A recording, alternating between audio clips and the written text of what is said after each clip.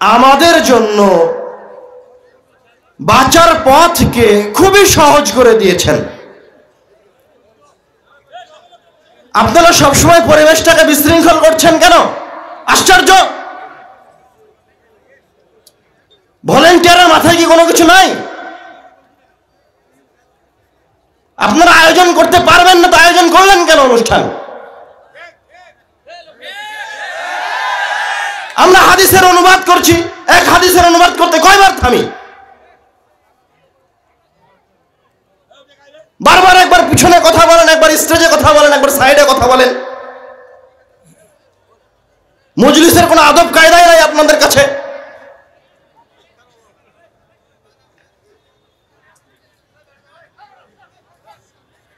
খবরদার, যারা একজন আরেকজনকে নিষেধ করছেন তারাও এখন চুপ থাকেন। যারা একজন আরেকজনকে নিষেধ করছেন তারাও চুপ থাকেন। যে যেখানে আছেন সেখানেই সেইভাবেই চুপ থাকেন। রাসূল সাল্লাল্লাহু আলাইহি ওয়াসাল্লামের শানে খেলাফ করিয়েন না। আমার শানে খেলাফ করেন, কোনো আপত্তি নাই। আমি যাওয়ার সময় আপনারা হয়ে হট্টগোল করেন, আমার কোনো আপত্তি নাই। আমি রাসূলের হাদিসের অনুবাদ করছি, আপনি চিনলেন কিভাবে? আমি বলছি, আপনি আজ পর্যন্ত যত আলোচনা শুনেছেন তার মাঝে সবচেয়ে শ্রেষ্ঠ আলোচনা হচ্ছে আজকের আলোচনা। এই আলোচনাতে জান্নাতে যাওয়ার সবচেয়ে সহজ উপায় আছে। এই আলোচনায় ইহকালীন জীবনে সফল হওয়ার সবচেয়ে সহজ উপায় আছে। আপনি 5 ওয়াক্ত সালাতে সূরা ফাতিহা পড়েন, আপনি জানেনই না সূরা ফাতিহা আপনার কয়টা কাজ করতে পারে। তারপরেও আপনার কাছে কোনো মূল্য নাই। নাস ফালাক ইখলাস 99% মানুষের মুখস্থ আছে, অথচ তারা কেউই জানে না যে নাস ফালাক ইখলাস অধ্যয়ন করে, তেলাওয়াত করে আমরা আমাদের দৈনন্দিন জীবনে কিভাবে উপকার লাভ করতে পারি। আমি তো আমার গল্প করার জন্য আসিনি, আপনার উপকারের জন্য এসেছি। আপনার উপকার হলে তার বিনিময়ে আল্লাহ রাব্বুল আলামিন আমাকে 10টা নেকি দিবে, কিছু নেকি দিবে, সেই জন্য এসেছি। মাহফিল কমিটি আমাদেরকে ডাকবে, তার মুখে ক্যামেরা নয়।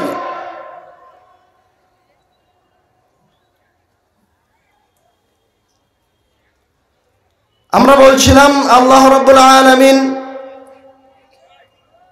রাসূল সাল্লাল্লাহু আলাইহি ওয়াসাল্লাম আমাদের জীবনকে সহজতর করার জন্য, বিভিন্ন বিপদ আপদ থেকে বাঁচার জন্য বিভিন্ন সময় বিভিন্ন সূরা দিয়েছেন, বিভিন্ন সময় বিভিন্ন ইবাদতের কথা বলে দিয়েছেন। আমরা এখন একটা গুরুত্বপূর্ণ হাদিসের দিকে যাই। عن أمامة الباهلي رضي الله تعالى عنه قال قال رسول الله صلى الله عليه وسلم رسول صلى الله عليه وسلم বলছেন من قرأ آية الكرسي دبر كل صلاة مكتوبة لم يمنعه من دخول الجنة إلا الموت। রাসূল সাল্লাল্লাহু আলাইহি ওয়াসাল্লাম এই হাদিসে বলছেন, তোমাদের মাঝে থেকে যেই ব্যক্তি 5 ওয়াক্ত ফরজ সালাতের পরে আয়াতুল কুরসি, আল্লাহু লা ইলাহা ইল্লা হুয়াল হাইয়ুল কাইয়্যুম, এই আয়াতটি তেলাওয়াত করবে, সেই ব্যক্তি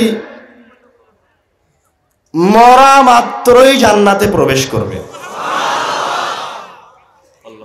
আমি বাংলায় যে অনুবাদটা করলাম তার চেয়ে রাসূল সাল্লাল্লাহু আলাইহি ওয়াসাল্লামের ইবারত আরো বেশি শক্ত।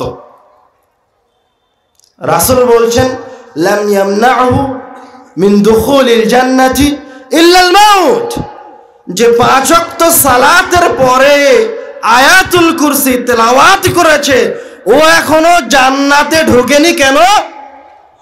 ও মারা যায়নি তাই। সুবহানাল্লাহ। মানে ও মারা গেলেই জান্নাতে চলে যাবে। মানে কি জান্নাতে যাওয়ার এর চেয়ে কোনো সহজ উপায় আছে? 5 ওয়াক্ত সালাতের পর আয়াতুল কুরসি জান্নাতে যাওয়ার জন্য যথেষ্ট।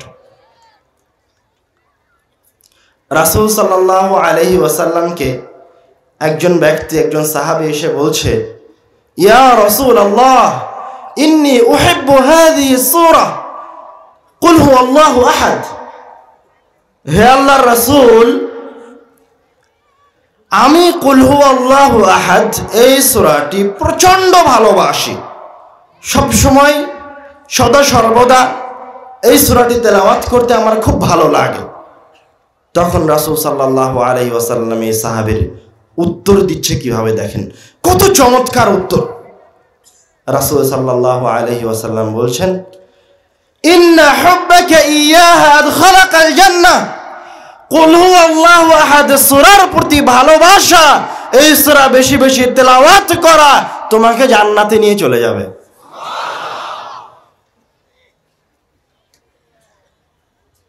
আরেকটা হাদিসে এসেছে রাসূল সাল্লাল্লাহু আলাইহি ওয়াসাল্লাম তার সাহাবীদেরকে জিজ্ঞাসা করছে, আয়াজুযু আহাদুকুম আন ইয়াকরা ফি লাইলাতিন সুলুসাল কুরআন। তোমাদের মাঝে কি এমন কেউ আছে যে প্রত্যেক রাত্রে 10 পারা কোরআন তেলাওয়াত করতে পারে না? এবার সাহাবীরা আশ্চর্য হয়ে বলছে, কাইফা যালিকা ইয়া রাসূলুল্লাহ, কোরআনুল কারীম কয় পারা? 30 পারা। তো 10 পারা মানে কোরআনুল কারীমের 3 ভাগের 1 ভাগ। রাসূল এসে বলছেন, তোমাদের মাঝে কি এমন কেউ আছে যে প্রত্যেক রাত্রে 10 পারা কোরআন তেলাওয়াত করতে অক্ষম? তখন সাহাবীরা বলছে, কাইফা যালিকা ইয়া রাসূলুল্লাহ, 10 পারা কোরআন তেলাওয়াত করা কি এতই সহজ? এবার রাসূল সাল্লাল্লাহু আলাইহি ওয়াসাল্লাম সহজ করে দিচ্ছে। রাসূল সাল্লাল্লাহু আলাইহি ওয়াসাল্লাম কিভাবে সহজ করে দিচ্ছে দেখেন। রাসূল সাল্লাল্লাহু আলাইহি ওয়াসাল্লাম আল্লাহ রাব্বুল আলামিন আমাদেরকে কতটা ভালোবাসেন, আল্লাহ রাব্বুল আলামিন কতটা রহিম, কতটা রহমান। রাসূল সাল্লাল্লাহু আলাইহি ওয়াসাল্লাম বলছেন, কুল হুয়াল্লাহু আহাদ তা'দিলু সুলুসাল কুরআন। কেউ যদি কুল হুয়াল্লাহু আহাদ এই সূরাটি তেলাওয়াত করে তাহলে তার আমলনামায় 10 পারা কোরআন তেলাওয়াতের সমপরিমাণ নেকি লিপিবদ্ধ করা হবে। এখন কেউ যদি কুল হুয়াল্লাহু আহাদ এই সূরাটি 3 বার তেলাওয়াত করে তাহলে পূর্ণ কোরআন তেলাওয়াত করলে যত নেকি হয় তত নেকি দেওয়া হবে।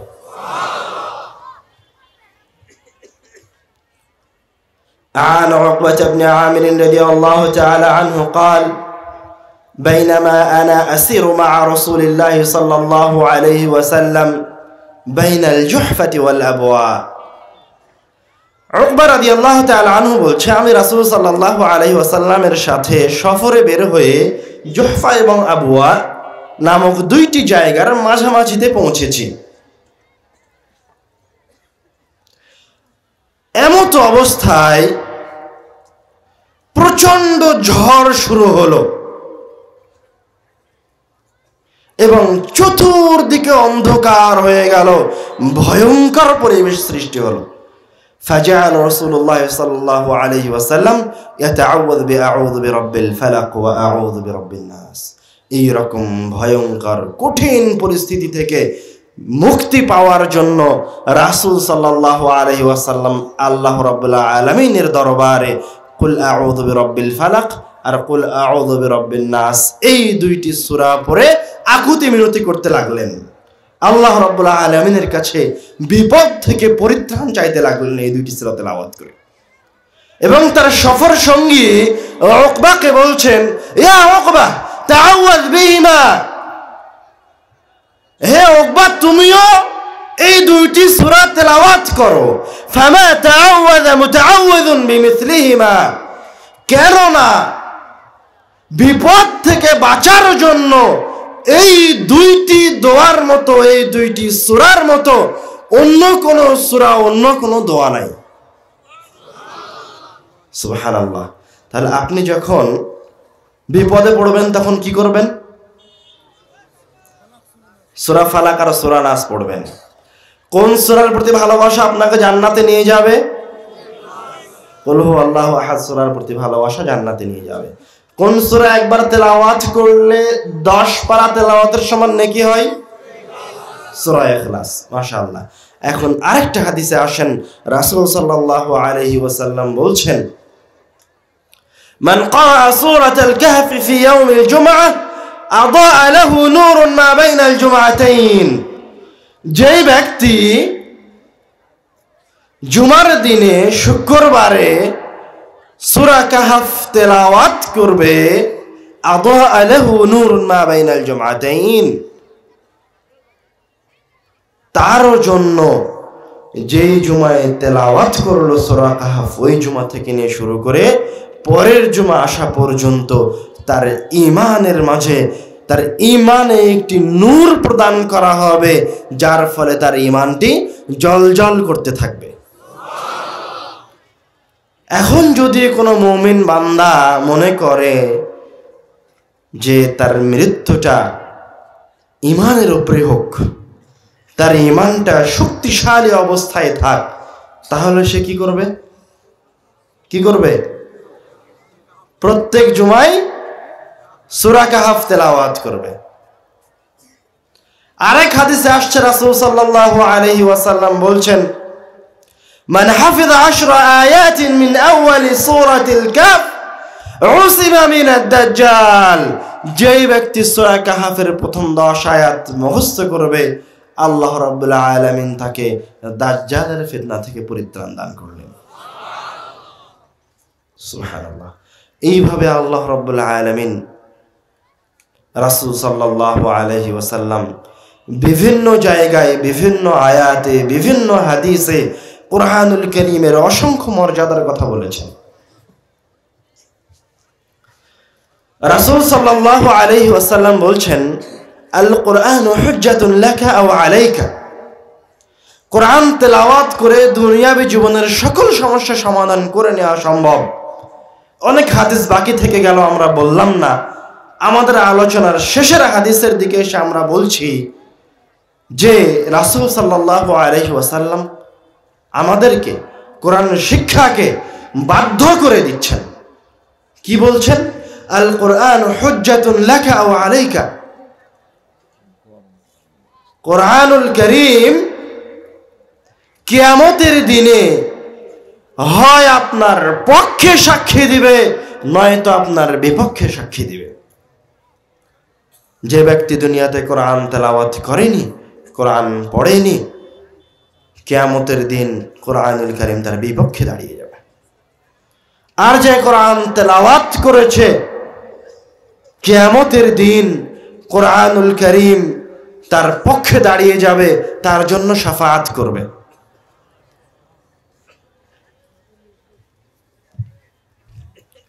রাসূল সাল্লাল্লাহু আলাইহি ওয়াসাল্লাম বলছেন, ইকরাউল কুরআন, তোমরা কোরআন তেলাওয়াত করো, ফাইন্নাহু ইয়াতি ইয়াউমাল কিয়ামাতি শাফিআন লিআসহাবিহি, কেননা যে দুনিয়াবী জীবনে কোরআন তেলাওয়াত করেছে, কিয়ামতের দিন ওই ব্যক্তির জন্য কোরআনুল কারীম শাফাআত করতে উপস্থিত হবে।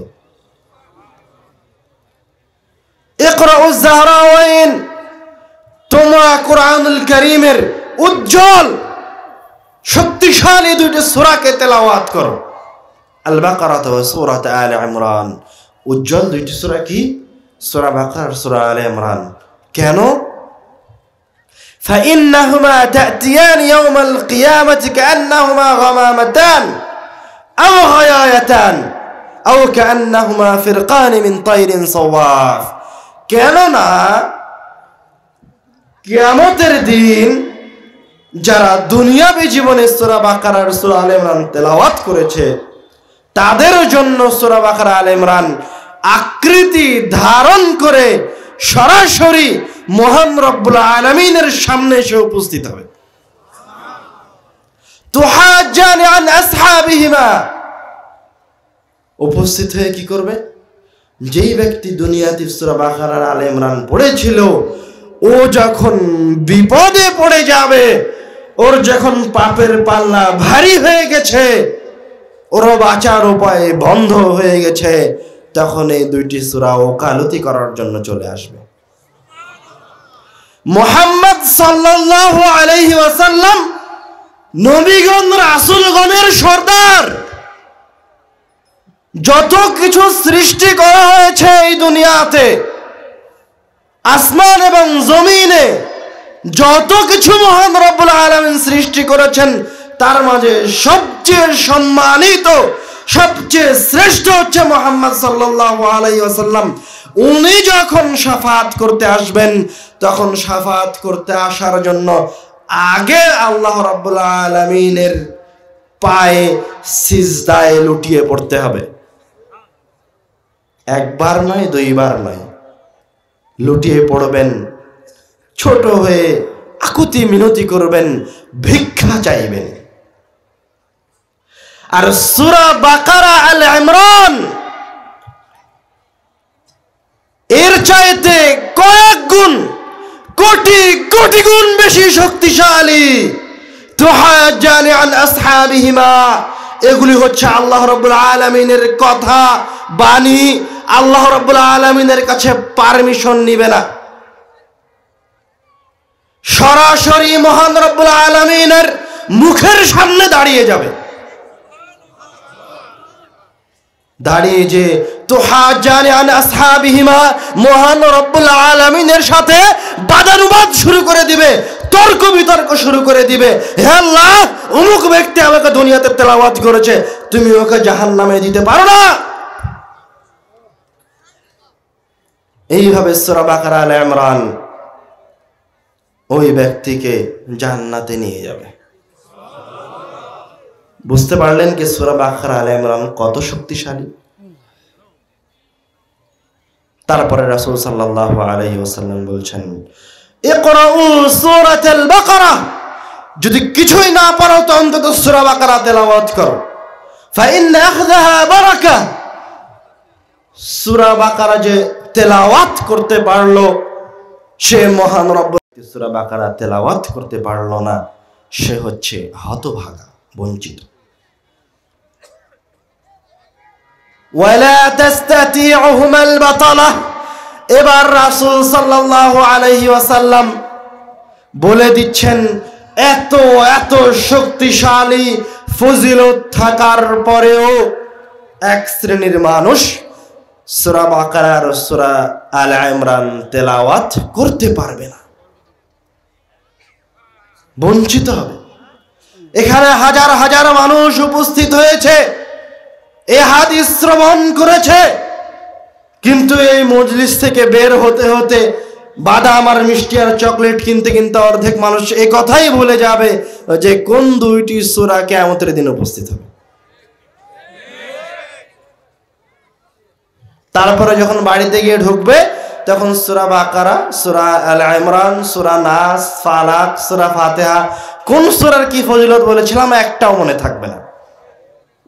তো রাসূল সাল্লাল্লাহু আলাইহি ওয়াসাল্লাম এবার আবার কঠিন ভাবে সতর্ক করে দিয়ে বলছে, আপনাদেরকে সতর্ক করে দিয়ে বলছে, ওয়ালা তাস্তাতিউহুমাল বাতালা, যারা অলস অসচেতন তারা এরকম মহান নিয়ামত থেকে, এই মহান শক্তিশালী দুইটি সূরা তেলাওয়াত করা থেকে বঞ্চিত হবে।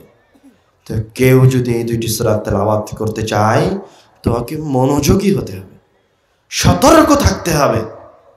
যতক্ষণ আলোচনা শুনবেন, বাড়ি যাওয়া পর্যন্ত বারবার মাথার ভিতর ঘোরাতেই থাকতে হবে যে সূরা বাকারা, সূরা আল ইমরান তেলাওয়াত করতে হবে। সূরা বাকারা, আল ইমরান কিয়ামতের দিন সাক্ষী দিবে, আমার বিপদের সময় সূরা বাকারা, আল ইমরান আমার পাশে দাঁড়াবে। এই কথা মাথার ভিতরে ঘোরাতেই থাকতে হবে।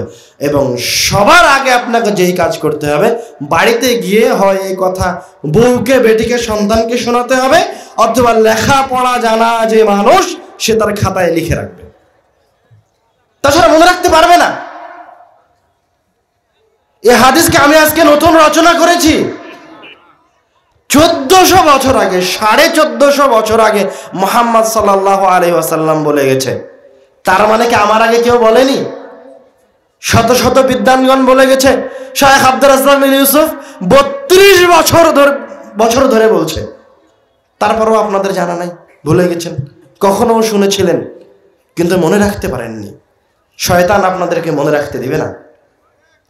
শয়তান হচ্ছে কোরআনুল কারীমের সবচেয়ে বড় শত্রু। দুনিয়াতে যত কিছু আছে তার মাঝে সবচেয়ে বড় শত্রু শয়তানের হচ্ছে কোরআনুল কারীম। কিভাবে বুঝলেন? আপনি যত কাজ করেন, যখনই খাওয়ার শুরু করেন তখন কি বলে খাওয়া শুরু করেন? বিসমিল্লাহ বলে। গাড়িতে ওঠেন বিসমিল্লাহ বলে, কোনো কাজ শুরু করেন বিসমিল্লাহ বলে, কোনো দিকে যান, কোনো বই পড়া শুরু করেন, যা করেন সব বিসমিল্লাহ বলে শুরু করেন। কিন্তু এত মহান কিতাব, যে কিতাবের শক্তির কথা আমাদের কল্পনার বাহিরে, সূরা বাকারা আলে ইমরানেরই তো শক্তি আমাদের কল্পনার বাহিরে। এই কিতাব তেলাওয়াত করার সময় আল্লাহ রাব্বুল আলামিন বলছেন বিসমিল্লাহ নাই, আর আগে তুমি শয়তান থেকে পরিত্রাণ চাও। কথা মনে হয় বুঝতে পারেননি, বুঝেছেন? সব কাজে বিসমিল্লাহ বলেন, কিন্তু আল্লাহ রাব্বুল আলামিন বলছেন যখন তুমি কোরআন তেলাওয়াত করতে আসবে তখন কি বলো? ফাস্তাইয বিল্লাহি মিনাশ শাইতানির রাজিম। তখন বিসমিল্লাহ নাই, তখন আগে আউযু বিল্লাহি মিনাশ শাইতানির রাজিম বলে শয়তান থেকে পরিত্রাণ চাও। কেননা শয়তান তোমার সবচেয়ে বড় শত্রু। আর এই কোরআনুল কারীমের মাধ্যমে তুমি যত সহজে জান্নাতে যেতে পারবা, যত দ্রুত মহান রব্বুল আলামিনের আনুগত্যশীল হতে পারবা, যত দ্রুত হেদায়েত প্রাপ্ত হবা, যত দ্রুত তোমার জীবনের সকল সমস্যার সমাধান হয়ে যাবে, তত দ্রুত অন্য কোনো কিছু দিয়ে হবে না। এই জন্য শয়তান আপনাকে সবচেয়ে বেশি দূরে রাখবে যে জায়গা থেকে, সেটা কি? কোরআন থেকে। তার একটা উদাহরণ দেই। আপনি দেখেন আপনার পাড়াতে, আপনার গ্রামে যতগুলি মানুষ আছে ওরা কোনো না কোনো দলের সাথে সম্পৃক্ত, অধিকাংশই। আবার যে সমস্ত দল আপনাদেরকে আহ্বান করছে, ওরা আহ্বান করার সময় বলছে অমুক দলের ছায়াতলে অবস্থান গ্রহণ করো, দ্রুত সহজে জান্নাতে যাওয়া যাবে। তোমরা আমাদের সাথে থাকো, আমাদের সাথে থাকলে তোমাদের ইহকালীন জীবন সহজ হয়ে যাবে। এ কথা কেউ বলতে পারে না, এ কথা কোন দল উচ্চ স্বরে বলে না যে তোমরা কোরআন এবং হাদিসের ছায়াতলে অবস্থান গ্রহণ করো, বলতে পারে না। কোন দল, কোন সংগঠন এ কথা বলে না যে আমাদের সংগঠন, আমাদের দলের কোনো কিছু যদি কোরআন আর হাদিসের বিরোধী হয় তাহলে তোমরা আমাদের দল ছেড়ে চলে যাও, বলে না।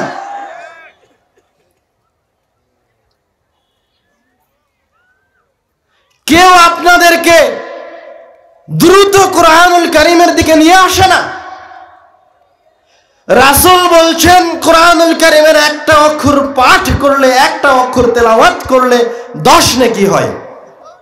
আলিফ লাম মিম তেলাওয়াত করলাম, আমার আমলনামায় 30 নেকি লেখা হয়েছে। রাসূল বলছেন এই আয়াতটা যদি কেউ মসজিদে গিয়ে তেলাওয়াত করে তো এই একটা আয়াতের বিনিময়ে তাকে একটা সবচেয়ে দামি উটনির সমান নেকি প্রদান করা হবে। এভাবে যতগুলি আয়াত মসজিদে গিয়ে তেলাওয়াত করবে অথবা যতগুলি আয়াত আরেকজনকে শিখিয়ে দিবে ততগুলি উটের সমপরিমাণ নেকি তার আমলনামায় লেখা হবে। তো হাদিস প্রমাণ করছে মসজিদ হচ্ছে কোরআন তেলাওয়াত করার সর্বোত্তম জায়গাগুলির একটা। হাদিস প্রমাণ করছে মসজিদে গিয়ে মানুষকে কোরআন শেখাতে হবে, অথচ যাকে আপনি, যেই দলনেতাকে আপনি মসজিদের কমিটির সভাপতি করে রেখেছেন, ওর মুখে তো দাড়ি নাই, ওর কাপড় তো টাকনোর নিচে আছে, ও নিজেও কোরআন মাজিদ পড়তে জানে না। আর কোরআন শিক্ষা ব্যবস্থা তো এই মসজিদে বহু দূরের কথা। আমরা দ্ব্যর্থহীন কণ্ঠে বলে যাচ্ছি, কিয়ামত পর্যন্ত বলতে থাকবো, আমি মারা গেলে আমাদের কোন উত্তরসূরি বলতে থাকবে, যে মসজিদ কমিটি মসজিদে মক্তব বাস্তবায়ন করতে পারবে না, তাকে হয় নিজে থেকে ইস্তফা দিয়ে চলে যেতে হবে, নয়তো জনগণকে জোর করে ঘাড় ধরে নামাতে হবে।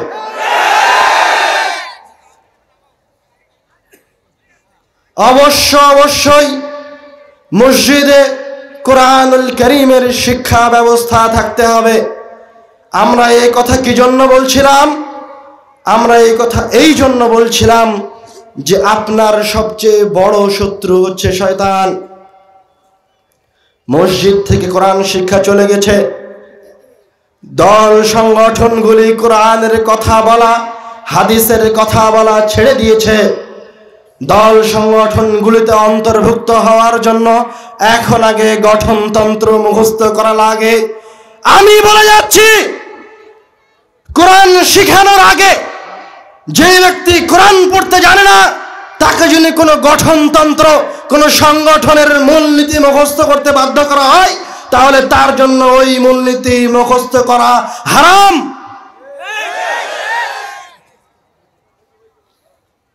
আমরা বলছি, শয়তান আমাদেরকে এই কোরআনুল কারীম থেকে বিভিন্নভাবে দূরে নিয়ে গেছে। মসজিদে কোরআনের শিক্ষা ব্যবস্থা নাই। এই এলাকার, এই পাড়ার মুরব্বীগণ, এলাকার মুরব্বী মাতাব্বারগণ এলাকার সন্তানদের কোরআন শিক্ষার ব্যবস্থা করতে পারছে না।